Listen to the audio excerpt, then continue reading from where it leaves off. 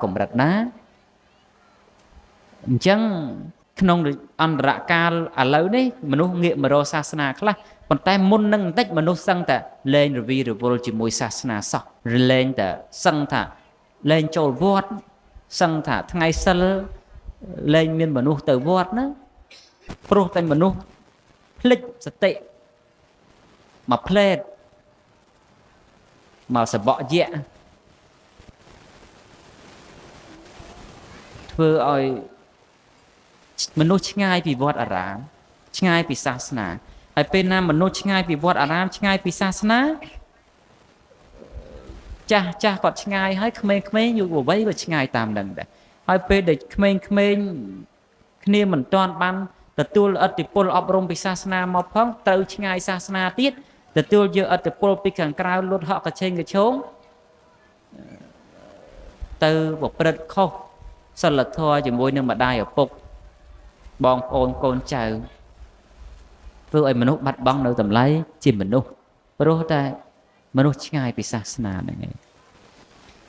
លោកទាំងឡាយក៏បីពង្រួមគ្នាហើយមានសតិសម្បញ្ញៈឲ្យគិតអំពីតម្លៃនៃសាសនានឹងឡើងវិញដើម្បីយើងសបញ្ជាក់ឲ្យឃើញអំពីអធ្យាស្រ័យនៃមនុស្សហើយលោកទាំងឡាយកុំចេះតែថាអូប្រទេសខ្មែរយកសាសនាមកជាធំហើយគ្មានឃើញរីកចម្រើនអីគ្មានឃើញក្រនបើអីយើងកុំលើករឿងអស់ហ្នឹងលោកទាំងឡាយខ្ញុំកណ្ដាលខ្ញុំសួរលោកទាំងឡាយថាតើប្រទេសណាដែលអត់មានរឿងអាក្រក់សោះនោះលើពិភពផែនដីសពថ្ងៃនេះសកលលោកមានជាង200ប្រទេសលើសកលលោកថាតើប្រទេសមួយណាទៅដែលអត់មានចំណុចអាក្រក់នោះគឺមិនមានទេ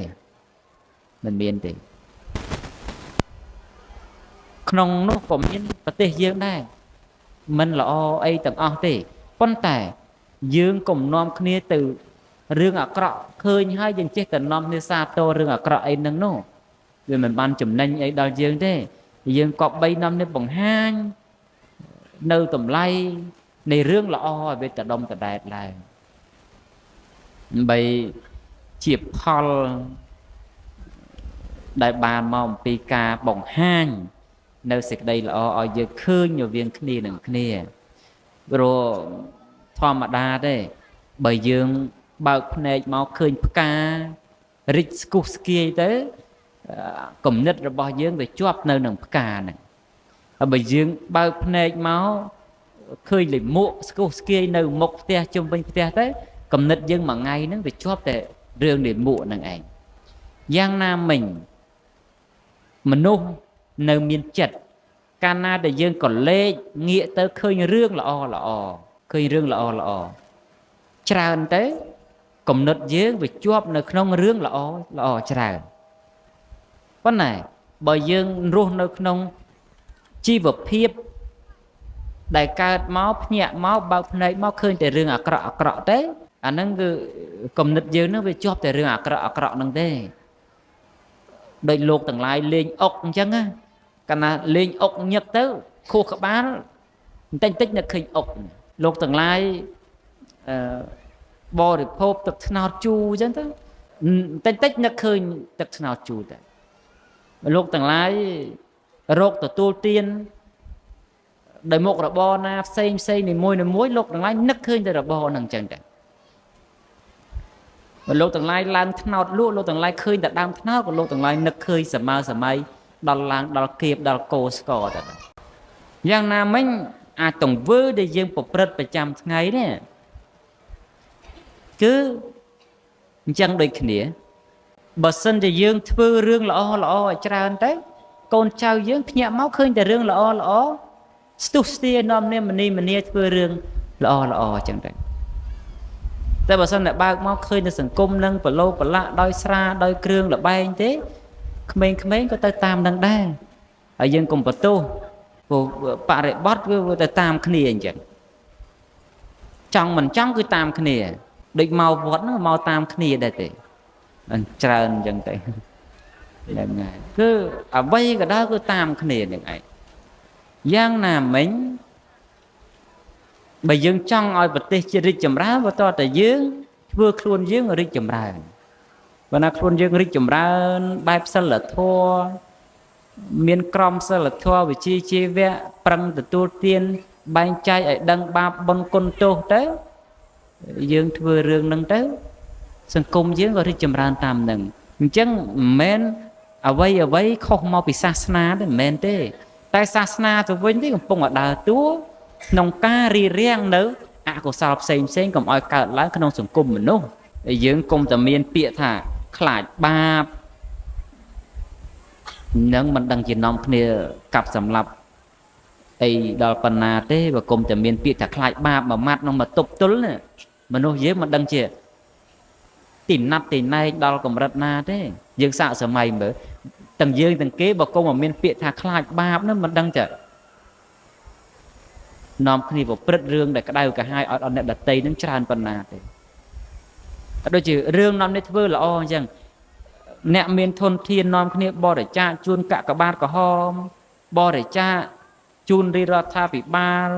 វិភាគទានក្នុងការកសាងផ្លូវកុដិសាលារៀនវត្តអារាមទីពេទ្យក្រសួងស្ថាប័នផ្សេងហ្នឹងព្រោះថាធ្វើទៅវាបានបុណ្យណែដោយមានទ្រឹស្ដីបាបនឹងបុណ្យនេះធ្វើឲ្យមនុស្សសាងជាឧត្តមប្រយោជន៍បានច្រើនហើយហាមឃាត់នៅអកុសល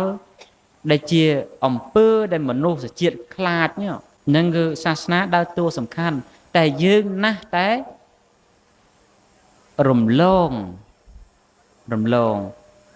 ដោយសន្មត់ថាសាសនាមិនមានតម្លៃអីទេនាំនេះតែកសាងតែសាលារៀនទៅវត្តអារាមមិនបាច់ទេតែធ្វើសាលារៀនធ្វើមន្ទីរពេទ្យទៅសាលារៀនក៏ដោយបើសាលារៀនអប់រំដោយខ្វះការបន្ទុំបន្សំពីទ្រឹស្ដីរបស់សាសនាទេតើសាលានោះចេញមកអ្នកចេះរបៀបម៉េចទៅមិនអ្នកចេះចេញតែពីសាលាទៅបកតែរឿងឲ្យអ្នកដែលមិនចេះទេព្រោះអីព្រោះតែអត់មានគុណធម៌នៅក្នុងខ្លួនហើយមន្ទីរពេទ្យក៏ដូចគ្នាដែរបើគ្រូពេទ្យគ្មានក្រមសីលធម៌ទេតើអ្នកជំងឺទៅសម្រាប់ព្យាបាលបាននៅសេចក្តីសុខទេអត់ទេអញ្ចឹង3 4នេះមិនអាចចោលមួយណាបានទេប្រយោជន៍សាសនាជាតម្លៃអប់រំធំជាស្នូលអប់រំអញ្ចឹងបានជាប្រព័ន្ធអប់រំពីជំនាន់ដើមគឺស្ថិតនៅក្នុងវត្តអារាមក្រោយមកទោះតែបំបែកចេញពីវត្តអារាមក៏ដោយក៏វត្តអារាមមានម៉ោងសិក្សាអំពីសិលធម៌ម៉ោងសិលធម៌ហ្នឹងគឺមាននិយាយពីទ្រឹស្ដីបទពុទ្ធសាសនាពីសិល5អីទៅយើងពីដើមមកឃើញតាមសាលារៀនមុនគោរពទង់ជាតិអីក្មេងៗមានសូត្រធម៌មានអីគឺលុកបន្ទុំគ្នាឲ្យមានព្រោះអ្វីវាត្រូវការផ្សព្វមិនអាចយកមកដាក់ទៅតែម្ដងទេព្រោះកាលណាចាប់ដាក់វាមិនល្អដូចដែលគោដែលបានលងហើយផ្សំហើយទេសັບតែឃើញគោពេញកម្លាំងមកចាប់ទឹមហ្មងទឹមមិនកើតទេតលាក់នឹមលោតដាច់ប្រទេសដាច់នឹមដាច់ទុកអីពេញនឹងលើហ្នឹងដោយសារតែអីដោយសារតែគោពេញកម្លាំងហើយតែលងនឹងតែចាប់ទឹមមកតែហ្មងវាមិនកើតយ៉ាងណាមនុស្សក៏ដូចគ្នាដែរត្រូវការអប់រំសិលធម៌ហ្នឹងតាំងតែពីក្មេងៗទៅហើយបើរងចាំដល់តែចាស់ធំពេញរូបពេញរាងហើយបានយើងរុញតែឲ្យស្គាល់តម្លៃសាសនាមិនងាយទេហើយដល់អញ្ចឹងកូនប្រព្រឹត្តខុសគន្លងយើងទម្លាក់កំហុសទៅអ្នកណាក៏មិនបានឥឡូវវាសម្បូរអាគ្រឿងដែលខុសផងនោះថ្នាំញៀនគ្រឿងលបែងផ្សេងសិតតែជាគ្រឿងខុសហើយកាលណាមិនបានយកទ្រឹស្ដីរបស់ពុទ្ធសាសនាមកបញ្ចូលបើសិនជាបងប្រុសបងស្រីកំពុងតែមានអាការៈដូចជាអាសាឈឺក្បាលវិលមុខស្វាំងភ្នែកអាសាផ្ដាសាយញឹកញាប់ក៏ដូចជាមានហៀសវល់ត្រូវក្តៅក៏ពិបាកត្រជាក់ខ្លាំងក៏ពិបាកអាសាកតាសនេះគឺជាអាការៈអាឡែស៊ីចំហនេះគឺជាដំណាក់កាលទី1បងប្អូន តែបើសិនជាបងប្អូនមិនទាន់ព្យាបាលទេទុកយូរនឹងវិវត្តទៅជាឫសដងច្រមុះបងប្អូនអរគ្នា